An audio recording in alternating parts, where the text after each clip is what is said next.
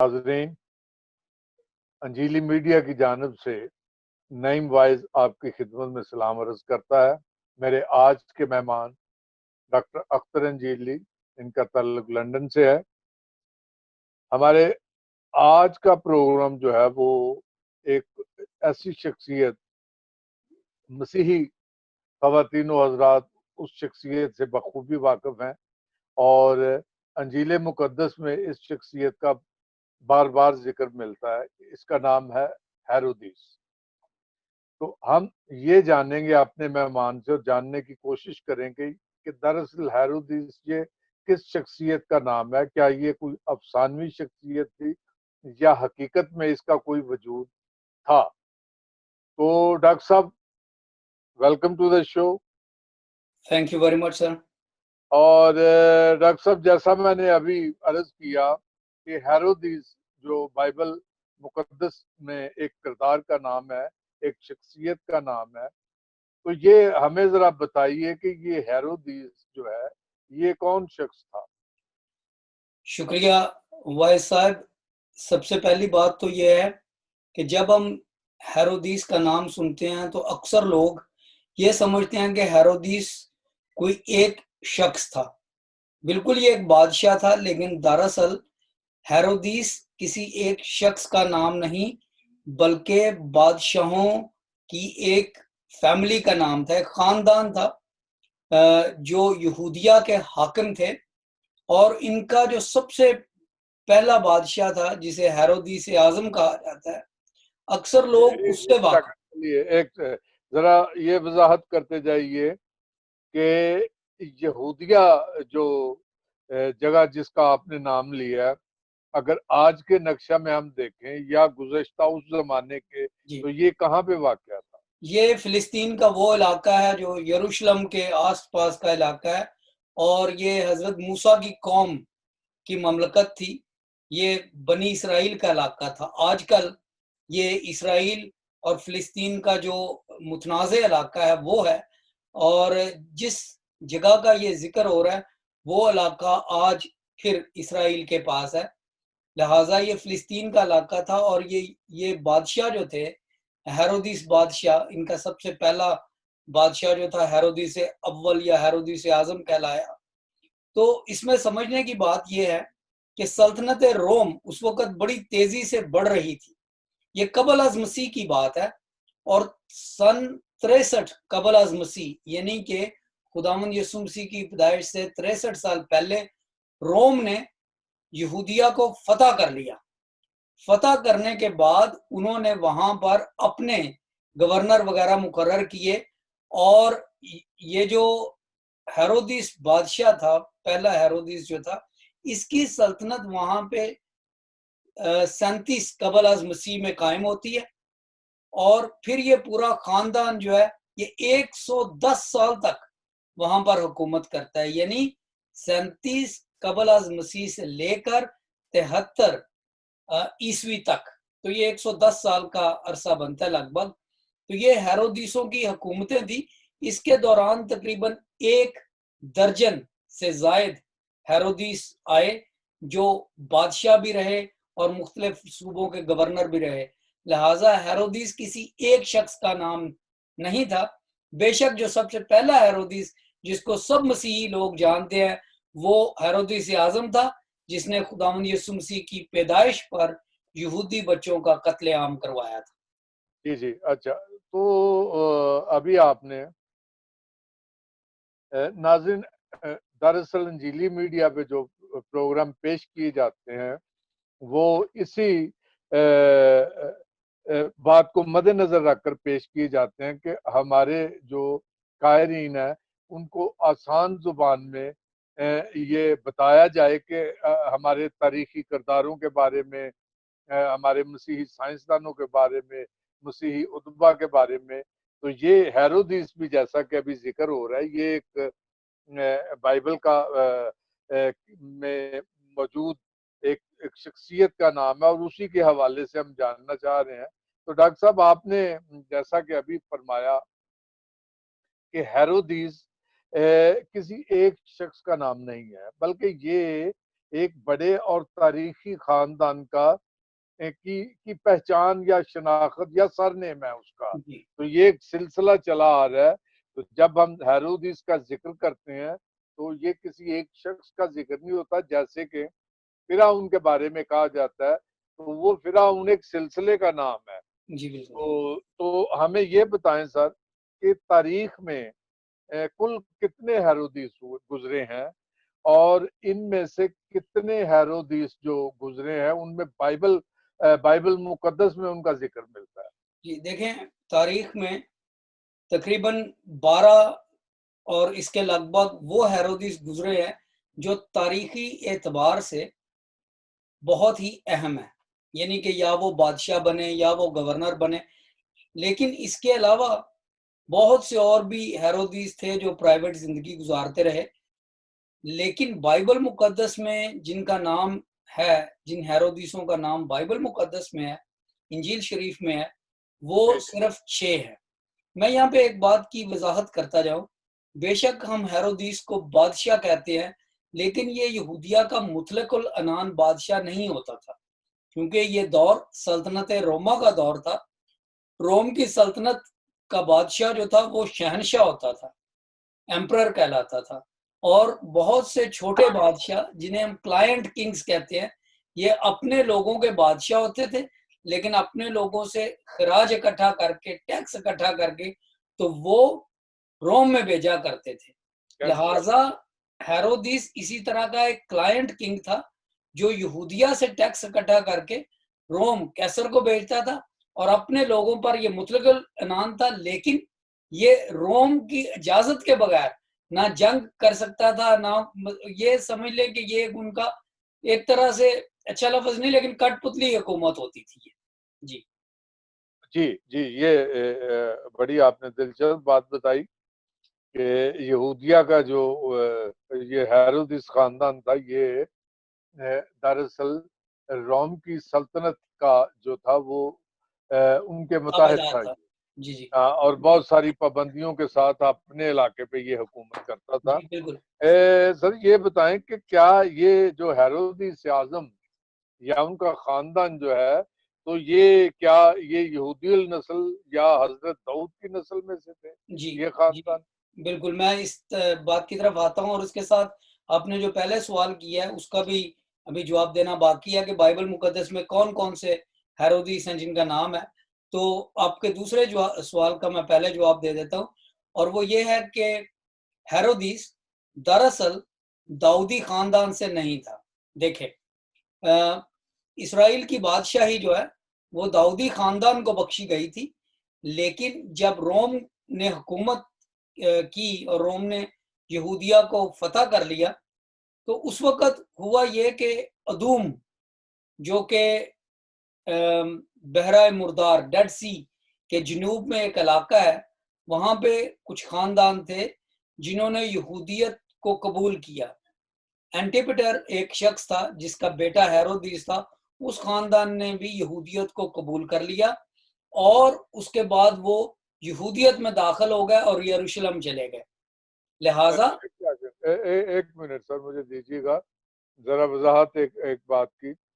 जैसा कि हम आज सुनते हैं कि यहूदी ऐसी कौम है जिसमें जो नस्लन यहूदी होते हैं वही यहूदी होते हैं, बाहर के लोग इसमें शामिल नहीं हो सकते। तो यानी उस ज़माने में जब ये हेरोदिस का ख़ानदान इन्होंने यहूदियत कबूल की, तो ज़रा थोड़ा-सा चलते-चलते ज़रा बताइए कि जी, वो क्या इजाज़त थी उस ज़माने में या ऐसा हो सकता था? जी बिल्कुल, उस ज़माने में इजाज़त थी, आजकल भी इजाज़त है। ये असल में तरीक़ाकार ये है कि यहूदी कौम जो है, ये अपने, ये बड़ी क्लोज़्ड सोसाइटी का नाम है। जी, लिहाज़ा इसमें दाखिल होने के लिए यकीन दिलवाना पड़ता है कि आप गैर कौम को बिल्कुल तर्क कर रहे हैं। जैसे मैं आपको अभी एक मिसाल देता हूँ, डोनाल्ड ट्रंप की बेटी, जी, जी। जी, उसका नाम है गालिबन अ, इवांका। मिलिस अच्छा, जी, जी। जी, वो जो है वो उसके खामंद जैरड कुशनर जो हैं, वो यहूदी हैं, लिहाज़ा वो यहूदियत उसने कबूल कर ली है, और वो यहूदियों ने उन्हें कबूल कर लिया है। इसी तरह से उस ज़माने में ये होता था कि जो लोग यहोवा खुदा को मान लेते थे, उनको यहूदियत में ला दिया जाता था। अब हुआ ये कि एंटिपटर ने और उसके खानदान ने जब ये दीन यहोवा का मजहब कबूल कर लिया तो वो यहूदी बन गए, यरूशलेम में आ गए। और जब रोम ने यहूदिया को फतह किया तो उन्हें वहां पे कोई ऐसा शख्स चाहिए था जो बड़े जाबराना तरीके से यहूदिया को कंट्रोल करता। और चूंकि कैसर के साथ इसके बाप की दोस्ती थी हेरोदीस की, इसलिए वो पहले गवर्नर बना। फिर उसके बाद सन 37-20 ईस्वी में, सॉरी, कैसर आपकी मुराद है रोम का जो शहंशाह था? जी जी, कैसर, रोम के जी शहंशाह ने 37 कबल अज मसीह में इन्हें वहां का बादशाह बना दिया। और जी बाइबल मुकद्दस में 6 हेरोदीसों का जिक्र है। ये अक्सर लोगों को इन बातों का पता नहीं, लिहाजा मैं जरा इस पे थोड़ा सा टाइम लगाना चाहता हूँ। जी जी पहला जरूर। हेरोदीस, हेरोदीस आजम, जिसका जिक्र मत्ती 2 बाब की पहली आयत में है। और ये वो हेरोदीस है जो घबरा गया कि मेरे अलावा यहूदियों का और बादशाह कौन पैदा हुआ है, और उसने यहूदी लड़कों को मरवा दिया। ये बाइबल ये मुकद्दस में, ये पहला आपने, हेरोदीस है जिसका बाइबल में जिक्र है। नहीं नहीं, ये थोड़ा सा यहाँ पे वजाहत कर जाए करें कि ये किस बात से घबरा गया? क्या उस जमाने में मसीह यसु जब पैदा हुए, जी ये उस जमाने की बात है? बिल्कुल, ये उस जमाने की बात है। इसलिए ये 37 कबल अज मसीह से लेकर खुदावंद यीशु मसीह की पैदाइश के 1 साल आगे पीछे इसकी फिर मौत होती है, तो ये उस वक्त जिंदा था। हेरोदीस आजम उस वक्त यहूदिया का बादशाह था। जी जी और जब खुदावंद यीशु मसीह पैदा हुए तो मजूसियों ने उन्हें बताया कि हम सितारा देख कर आए हैं कि यहाँ पे यहूदियों का बादशाह पैदा हुआ है, हम उसे सलाम और सिजदा करना चाहते हैं। तो हेरोदीस ने कहा कि मुझे भी बताना, लेकिन वो दरअसल उसे कत्ल करवाना चाहता था। ये हम ज्यादा इस पे बात इसलिए नहीं करेंगे क्योंकि ये पूरा वाकया मत्ती 2 बाब में लिखा हुआ है, मत्ती की इंजील ये काफी, दूसरे बाब में। अब हाँ जी देखें, दूसरा हेरोदीस जिसका जिक्र बाइबल मुकद्दस में है वो है हेरोदीस अरखलाउस। हेरोदीस अरखलाउस का जिक्र मत्ती 2 बाब की 23 आयत में है। क्योंकि जी जब जी खुदावंद यीशु मसीह मुकद्दसा मरियम के साथ और मुकद्दस यूसुफ के साथ वापस आते हैं अपने मुल्क में, मिस्र कहाँ से, से, कहाँ से आते हैं वापस? मिस्र से वापस आते हैं। और तो वहां पर लिखा है कि वो नासरत को चले गए, बैतलहम को नहीं गए, क्योंकि वहां पर हेरोदीस अरखलाउस की हुकूमत थी और वो उससे डरते थे। ये पहले हेरोदीस का बेटा था, ठीक है। हेरोदिस आजम का बेटा था। हाँ, हेरोदीस आजम का बेटा था हेरोदीस अरखलाउस। उसके बाद तीसरा हेरोदीस जिसका बाइबल मुकद्दस में जिक्र आता है वो है हेरोदीस एंटिपास। और इसका जिक्र यूहन्ना 14 बाब में मिलता है, क्योंकि हमें बताया गया है कि खुदावंद यीशु मसीह मिस्र से तब वापस आए जब हेरोदीस की मौत हो चुकी थी। वो हेरोदीस से अव्वल था, उसके बाद हेरोदीस अरखलाउस आया। अब ये हेरोदीस एंटिपास है जिसने यूहन्ना बपतिस्मा देने वाले का सर कलम करवाया अपनी रखेल बीवी के कहने पर। जी जी उसकी वजह यह थी कि इस हेरोदीस का एक आधा भाई था, यानी बाप की तरफ से भाई था, मां की तरफ से नहीं, फिलिपस उसका नाम था। उसकी बीवी को इसने खुद अपने पास रखा हुआ था। और यूहन्ना की इंजील में लिखा है कि यूहन्ना उसकी मुखालफत करता था और कहता था कि ये गुनाह है। लिहाजा जब हेरोदीस का जन्मदिन हुआ तो उसकी सेलिब्रेशन में हेरोदियास ने, उस औरत की बेटी ने, नाच कर हेरोदीस को खुश किया। और उसने कहा मुझसे जो मांगोगी मैं तुम्हें देता हूँ। उसने अपनी माँ से पूछा और बाइबल मुकद्दस में लिखा है कि उसने कहा मुझे यूहन्ना का सर चाहिए। और बात को छोटे करते हुए, क्योंकि ये पूरा वाक्य वहां पे लिखा है, यूहन्ना बपतिस्मा देने वाले का सर वहां पर पेश कर दिया गया, काट कर लाया गया और पेश कर दिया गया। ये हेरोदीस एंटिपास था। यूहन्ना तीसरा, रसूल की तीसरा इंजील है। 14वें बाब में इसका जिक्र है। जी उसके बाद जो चौथा हेरोदीस है उसका नाम था हेरोदीस फिलिपस, जिसका हम जिक्र कर चुके हैं कि ये उसकी बीवी हेरोदियास थी। हेरोदियास दरअसल मुअन्नस है हेरोदीस का, बिल्कुल वैसे ही जैसे हम शकील का मुअन्नस शकीला कर लेते हैं, ठीक है, नईम का मुअन्नस नईमा कर लेते हैं। इस तरीके से हेरोदीस का मुअन्नस जो है वो हेरोदियास था और ये फिलिपस की बेगम का नाम था। अब पांचवा हेरोदीस जो है वो हेरोदीस अग्रिप्पा अव्वल है। ये जो दो अग्रिप्पा बाइबल मुकद्दस में आए हैं ये हेरोदीस थे। हेरोदीस अग्रिप्पा अव्वल जिसने पतरस को कैद खाने में डाला, और हेरोदीस अग्रिप्पा दोयम जिसने पौलुस रसूल को कैद खाने में डाला। इन दोनों का जिक्र, पहले का जिक्र इमाल 12 बाब की पहली आयत में है और दूसरे का जिक्र इमाल 26 बाब की पहली आयत में है। लिहाजा ये 6 हेरोदीस बादशाह है। मैं जल्दी से उनके नाम बता देता हूँ। हेरोदीस आजम, हेरोदीस अरखलाउस, हेरोदीस एंटिपास, हेरोदीस फिलिपस, हेरोदीस अग्रिप्पा अव्वल और हेरोदीस अग्रिप्पा दोयम। ये 6 हेरोदीस हैं जिनका जिक्र बाइबल मुकद्दस में पाया जाता है। जी, जबरदस्त। डॉक्टर साहब जरा ये बताएं कि अभी आपने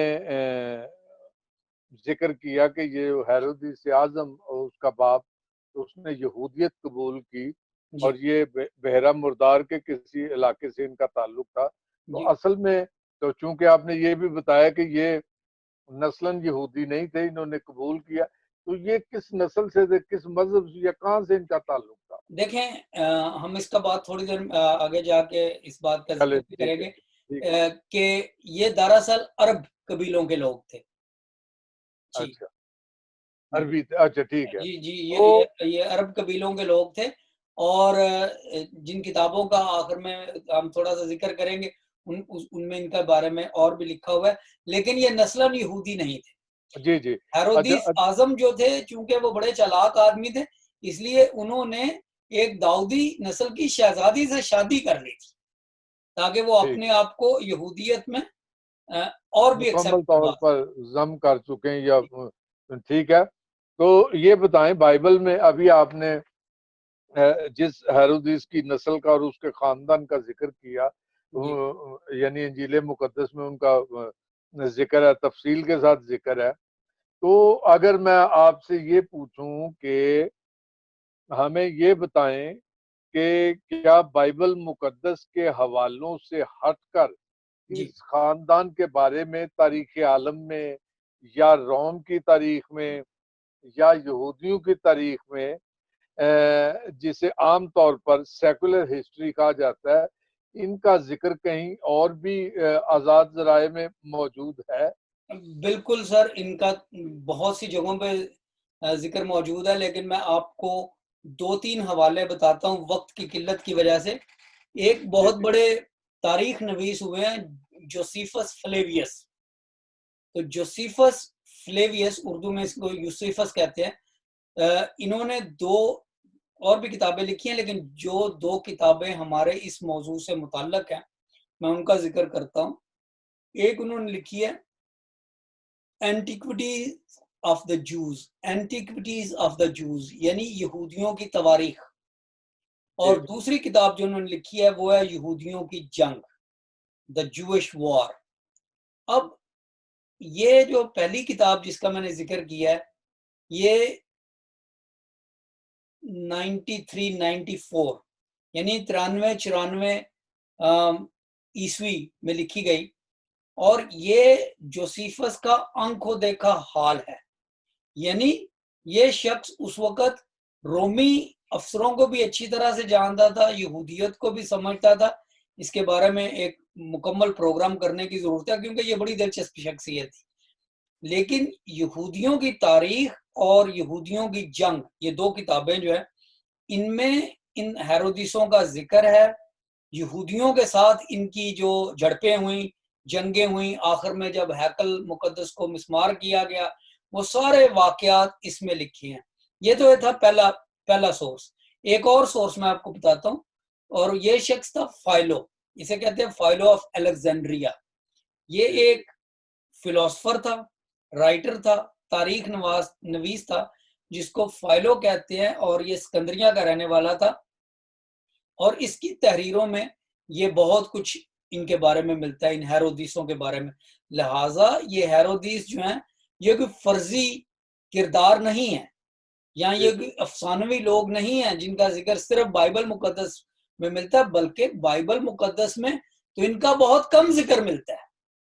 चंद आयात हैं इधर उधर, सिर्फ बाइबल मुकद्दस के नैरेटिव को कंप्लीट करने के लिए कि जी, जी, खुदावंद यीशु मसीह की जिंदगी में इनका क्या हाथ था, पौलुस रसूल की जिंदगी में वगैरह वगैरह। असल में तो ये सारा कुछ इन किताबों में मिलता है, और ये मैं उन किताबों की बात कर रहा हूँ जो उस वक्त लिखी गई। उसके बाद तो हजारों किताबें इन पे लिखी गई हैं। एक और बात, आसारे कदीमा से इन चीजों की मजीद तस्दीक हुई है।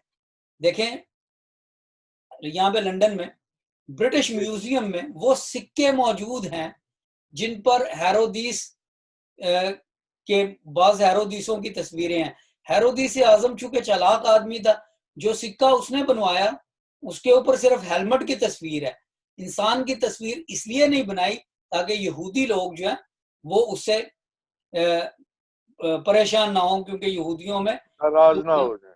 जी जी। अच्छा, देखिए एक और बात दिलचस्पी की मैं आपको बताता हूँ। ये जो हेरोदीस थे ये अपने सिक्के बनाते थे, लेकिन इनको सिर्फ कांसी के सिक्के बनाने की इजाजत थी, ब्रॉन्ज कॉइन्स। जी, जी, क्योंकि जो चांदी का सिक्का था उसके ऊपर कैसर की तस्वीर होती थी, शहनशाह आजम, शहनशाह रोम की, और इन बादशाहों को चांदी का सिक्का बनाने की इजाजत नहीं थी। लिहाजा आपको याद होगा जब खुदावंद यीशु मसीह के पास वो लोग आए कि कैसर का जिजिया देना रवा है कि नहीं, तो खुदावंद यीशु मसीह ने कहा मुझे एक दिनार दिखाओ। तो वो जो सिक्का था वो चांदी का सिक्का था और उसके ऊपर कैसर की तस्वीर और कैसर का नाम था। लेकिन जो इनके सिक्के हैं उनके ऊपर पहली बात है वो चांदी के नहीं होते थे। लिहाजा ये सिक्के भी हमारे यहाँ पे मौजूद हैं ब्रिटिश लाइब्रेरी में। इसके अलावा अगर आप ब्रिटिश म्यूजियम में जाएं तो वहां पर कैसर अगस्तस के सर की तस्वीर है, वो बुत है जो है, हाँ जी, अगस्तस की का बुत है। उसके अलावा वहां पे मार्क एंथनी का बुत है। ये सारे, इसमें मैं आपको एक जरा दिलचस्प बात बताता हूँ। जी, मार्क एंथनी जो थे वो और ऑक्टेवियन की जब आपस में गड़बड़ हुई कि अगला शहनशाह रोम कौन बनेगा, तो मार्क एंथनी जो है उनको शिकस्त हुई और ऑक्टेवियन जीत गए। ऑक्टेवियन शहनशाह बने, बाद में कैसर ऑगस्टस कहलाए, और एंटनी ने जाके खुदकशी कर ली क्लियोपैट्रा के साथ। उस जी, वक्त की बात है जब ये इनकी कशमकश और जंग हो रही थी, तो हेरोदीस जो थे, हेरोदीस अव्वल, हेरोदीस आजम, वो मार्क एंटनी की तरफ के थे। लेकिन जब वो हार गए तो फिर वो रोम गए और जाके शहनशाह ऑक्टेवियन को मिले और उनको कहा कि बेशक मैं तेरे मुखालिफ था, लेकिन अब मैं तुझे सपोर्ट करूंगा। और उन्होंने जो बात कही वो तारीखी थी। उन्होंने कहा, शहनशाह आजम, तुम ये ना देखो कि मैंने किस शख्स के साथ वफादारी की है, तुम ये देखो कि मेरी वफादारी का म्यार कितना बड़ा था। लिहाजा अब चूंकि एंटनी मर चुका है, मैं इसी तरह से तुम्हारे साथ वफादारी करूंगा। और वो जी, फिर बादशाह जी, बने। जी अच्छा। तो डॉक्टर साहब आप ने बताया कि 17वीं ईस्वी में जी, अ, 70 ईस्वी, 70, 70 70 एडी। जी 17वीं, और 70 ईस्वी में हेरोदिस की हुकूमत जो है वो खत्म हो गई। जी जी और सवाल ये है कि जब सल्तनत रोम ने, जी रोमन बादशाह ने मुकद्दस हैकल को मिस्मार किया और यहूदी कौम को वहां यरूशलेम से हिजरत पर मजबूर कर दिया, यानी उनको दरबदर कर दिया, तो फिर हेरोदिस के खानदान का क्या बना, ये कहाँ गया? जी। देखें, सन 66 ईस्वी में एक बगावत होती है यहूदियों की तरफ से, जी, और उसको दबाने के लिए रोम अपनी फौजें भेजता है। कुछ उसकी फौजें पहले ही वहां पे थी और ये बड़ी जंग होती है। लेकिन इस जंग में रोम की सल्तनत उस वक्त जोबन पर थी, कोई नहीं टिक सकता था सामने, लिहाजा यहूदियों को शिकस्त हुई और हैकल को मिस्मार कर दिया गया। ये जनरल टाइटस का काम था और जनरल टाइटस बाद में शहनशाह रोम एम्परर भी बने। तो हुआ ये कि उस वक्त यहूदियों पर इतना जुल्म सितम हुआ और इन्हें बताया गया कि अब ये अपने मजहब की रसूमात की पाबंदी नहीं कर सकेंगे। हैकल रसूमात को नहीं नहीं सॉरी, वो जुमला गालबन आप ये कहना चाह रहे हैं कि अब ये अपने मजहबी रसूमात पर अमल नहीं कर सकेंगे। जी बिल्कुल, वही मतलब यह है कि उनको वहां पर जहां जहां पे कैसर की हुकूमत है वहां पे ना तो ये कुर्बानी चढ़ा सकेंगे क्योंकि हैकल मिस्मार कर दी गई, ना ये नखरा कर सकेंगे कि हमने सुअर का गोश्त खाना है कि नहीं खाना। ठीक है, इस तरह की जितनी भी इनकी बातें थी, उन्होंने कहा कि यहाँ पे जैसे बाकी कौम में रहती हैं उनके तरह रहो और बिल्कुल मुतहद बन के रहो, हम तुम्हें ये जो ऑटोनमी दे रहे थे पहले वो भी नहीं देंगे। लिहाजा यहूदी कौम अपना वतन छोड़कर पूरी दुनिया में दरबदर हो गई, कुछ यूरोप आ गया, कुछ अफ्रीका चले गए, कुछ एशिया में चले गए। और दुनिया ये में जो खानदान था इसने कुछ और लोगों के साथ मिलकर रेजिस्टेंस जारी रखी इस 2-3 खानदान साल में तक, लेकिन सन 73 में बिल्कुल मसला खत्म हो गया। आखिरी फतूहात जो थी वो रोम ने हासिल कर ली और जो भी इनके अभी मोर्चे, आप हेरोदिस के खानदान का जिक्र हेरोदिस कर के खानदान की बात कर, रहे हैं। और जो भी यहूदियों के मोर्चे थे जो कुछ भी था वो सब तबाह कर दिए गए और यूं इसराइल बतौर एक रियासत, यहूदिया बतौर एक रियासत दुनिया के नक्शे से खत्म हो गया और मासूम हो ये पूरी दुनिया में तितर बितर हो गया। और ये सिलसिला उस वक्त तक जारी रहा जब तक कि दूसरी जंग अजीम के बाद डेविड बेन गॉरियन और उनके साथियों ने मिल मिला के फिर इसराइल को 1948 में, सन 1948 में दोबारा एस्टैब्लिश नहीं किया। जी तो ये कहने का मतलब ये है कि ये खानदान खत्म हो गया था उसका। जी जी हेरोदिस का खानदान भी खत्म हो गया। ये एक लंबी तफसील है, इस पे किसी एक और प्रोग्राम की जरूरत है, वो बाद में देखेंगे। तो अभी आपने, चूंकि टाइम हमारे पास बहुत कम है, तो अभी पहले आपने फरमाया था कि हम बाद में हेरोदिस के खानदान के बारे में कुछ और बात करेंगे। जी अगर आप कुछ कहना चाहते हैं तो मेहरबानी करके जी फरमाएं। देखें, हेरोदिस के खानदान के बाद के मुतल्लक बहुत कुछ कहा जा सकता है, लेकिन मैं हेरोदिस के बारे में थोड़ा सा बताना चाहता हूँ ताकि ये हमारा प्रोग्राम जो है ये थोड़ा सा और इंफॉर्मेटिव हो जाए। और वो ये है कि हेरोदिस जो था ये एक बहुत ही चालाक और ज़िरक आदमी था। पहले तो मैंने आपको बताया कि जब ये हार गया, इसका बंदा हार गया, एंटनी हार गया और एंटनी ने जाके क्लियोपेट्रा के साथ खुदकशी कर ली मिस्र में।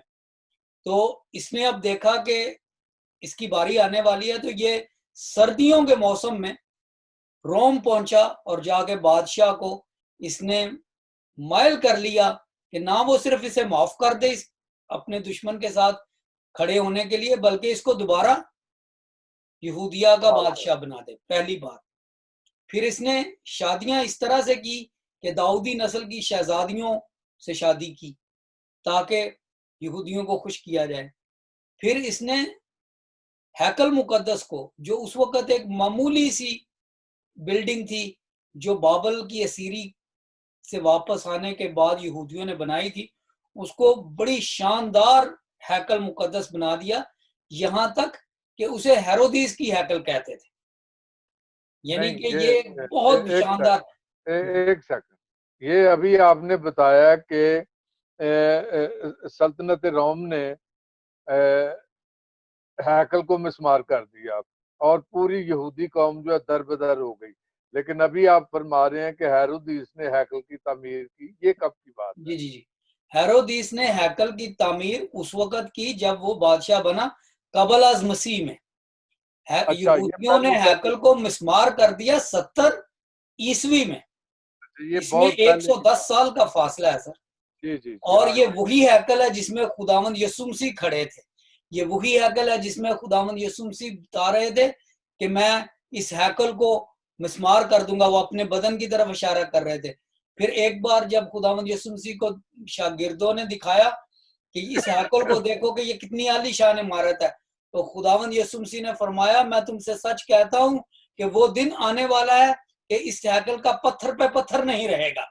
जी, जी। तो और ये वो वाकया सने ईसवी 70 में हुआ, जब जनरल टाइटस ने हैकल का कला कमा कर दिया।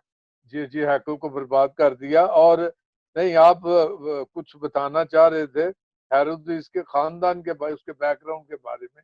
जी, अगर कुछ आप कहना, अदरवाइज़ फिर आगे चलें, क्योंकि जी। टाइम हमारे पास बिल्कुल बहुत थोड़ा रह नहीं, गया। वो हम फिर बहुत दूर चले जाएँगे और वो बात दोबारा कनेक्ट करना मुश्किल अच्छा, हो जाएगी। चलें ठीक है। तो तो मैं आखिर में एक बस यूँ ही मेरे ज़हन में एक सवाल आया है। जी, अ, बताइए।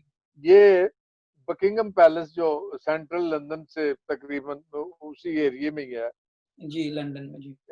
1 डेढ़ मील के फासले पर, और पाकिस्तान वहीं एम्बेसी पे भी वहीं पे है उसी एरिया में। पाकिस्तान की एम्बेसी भी वहीं पे है उसी एरिया में। और हाइड पार्क भी बहुत बड़े-बड़े, बहुत पॉश इलाका है। तो वहाँ पे एक मशहूर ज़माना बहुत महँगा स्टोर है, हैरड्स। तो क्या इसका कोई तल्लुक हेरोदिस से है? जी।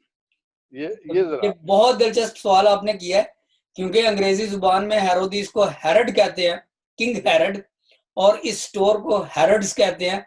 तो लगता ये है कि इनका आपस में ताल्लुक है, लेकिन भाई साहब सच बात ये है कि इनका दोनों में आपस में कोई ताल्लुक नहीं है। पहली बात तो ये है कि हेरड के स्पेलिंग्स जो हैं वो HEROD है, जो बाइबल का बादशाह है किंग हेरड। इसके स्पेलिंग HARRODS इस तरह से है, हेरड्स। और दूसरी बात ये है जी, कि ये स्टोर जो है ये तकरीबन 1824-25 यानी कि 19वीं सदी के पहले निस्फ में ये बना, और फिर ये मुख्तलिफ कंपनियों के पास रहा। और लेकिन बात को मुख्तसर करते हुए, हैरड्स लग्जरी स्टोर का और किंग हैरड की डायनेस्टी का आपस में कोई ताल्लुक नहीं है। ये सिर्फ एक इत्तफाकी बात है कि दोनों के नाम कदरे मिलते मिलते जुलते हैं। जी। ये इत्तेफ़ाक है कि ये इस हेरोड्स का तल्लुक हेरोदिस बादशाह के ख़ानदान या उस ज़माने के लोगों से कतई नहीं बिल्कुल है। नहीं है जी। जी, डॉक्टर साहब, आपने बड़ी कीमती मालूमात और हमें इस शख्सियत के बारे में तफ़सील से बताया, जिसकी ज़रूरत थी, क्योंकि मसीही भी इतना ही जानते हैं आम तौर पे ज़्यादातर कि कोई हेरोदिस बादशाह था, जिसका मसीह खुदावंद के हवाले से बाइबल में ज़िक्र मिलता है, अंजील मुक़द्दस में मिलता है। लेकिन आज हमने तफ़सील के साथ इस ख़ानदान के बारे में जाना। डॉक्टर साहब, आपका बहुत-बहुत शुक्रिया, बहुत नवाज़िश आपकी आमद की। और नाज़रीन, इसी के साथ अंजीली मीडिया की तरफ से नईम वाइज़ और डॉक्टर अख्तर अंजीली को इजाज़त दीजिए। उम्मीद है बाकी प्रोग्रामों की तरह आपको ये प्रोग्राम भी पसंद आए, और अगर आपको पसंद आएगा तो मेहरबानी करके इसे ज़रूर सब्सक्राइब कीजिए, पसंद कीजिए, लाइक कीजिए। खुश रहिए। आपका बहुत-बहुत शुक्रिया, नवाज़िश। खुदा हाफ़िज़।